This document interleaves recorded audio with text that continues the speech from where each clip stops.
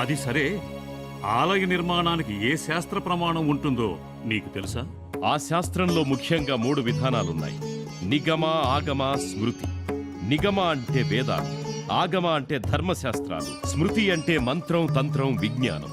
ఆలయ నిర్మాణం, ప్రతిష్టాపన, అర్చన విధి విధానాలు ఆగమ శాస్త్రం ప్రకారమే నిర్వర్తించాలి. నిగమ మంత్ర ప్రయోగాలు ఆగమ ప్రకారమే చెయ్యాలి. ఏ ఆగమ శాస్త్రం ప్రకారం ఆలయం నిర్మించబడిందో ఆ విధానం ప్రకారమే అర్చన జరగాలి. మన ఆలయం శైవాగమనాలయంలో నిర్మించబడింది.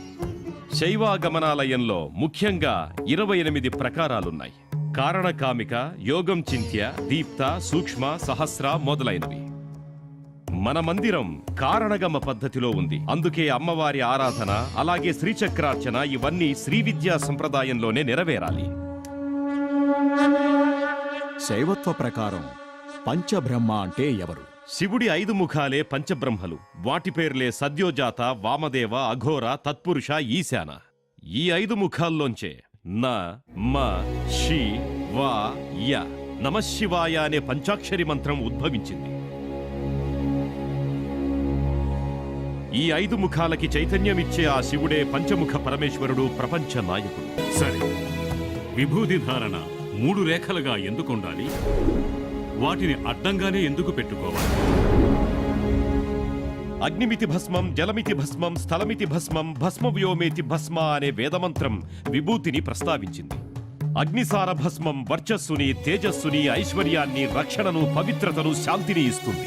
భస్మభాసన భసితం ప్రోక్తం భక్ష్యకిల్మష భక్షణాత్ అనేది స్మృతివాక్యం. ప్రకాశ స్వరూపం పాపనాశన భస్మం. ఓంకారంలో అకార, ఉకార, మకారాలకి, ఋగ్, యజుర్, సామవేదాలకి, బ్రహ్మ, విష్ణు, మహేశ్వరులకి ప్రతీకలుగా విభూతిని 3 రేఖలుగా పెట్టుకుంటారు. తలరాతను కూడా శుభప్రదంగా మార్చగలిగే శక్తి విభూతికుంది. వ్యాపకత్వానికి సంకేతంగా, లలాట రేఖలకి ప్రతీకలుగా విభూతిని అడ్డంగా పెట్టుకుంటారు. ధర్మస్య జయోస్తు అధర్మస్య నాశోస్తు. శివో రక్షితో శంభో శంకర. హర హర మహాదేవ్.